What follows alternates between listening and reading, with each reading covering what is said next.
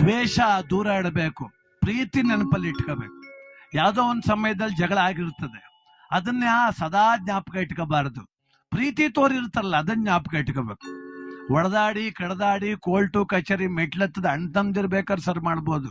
ಈ ವಾರ ಗಿತ್ತಿರು ಅಂತ ಕುಣ್ಸೋದೇ ಬಲ್ ಕಷ್ಟ ಆಗಿರೋದು. ಈಗ ಹಠ ಅವ್ರದ್ದು.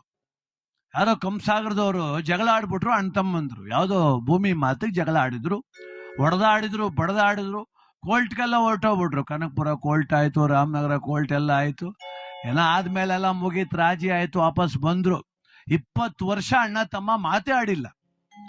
ಈ ತಮ್ಮನ ಮಗಳು ಮದುವೆಗೆ ಬಂದ್ಲು, ಮದುವೆ ಮಾಡಬೇಕು.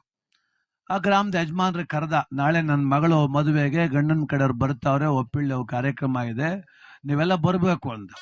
ಆ ಊರ ಯಜಮಾನ ಜ್ಞಾನಿ, ಬಾಪ ಇಲ್ಲಿ ನಮ್ಮನ್ನ ಕರಿತೀಯಲ್ಲೋ, ನಿಮ್ಮ ಅಣ್ಣನ ಕರಿಬೇಕಲ್ವಾ ಅಂದ್ರು.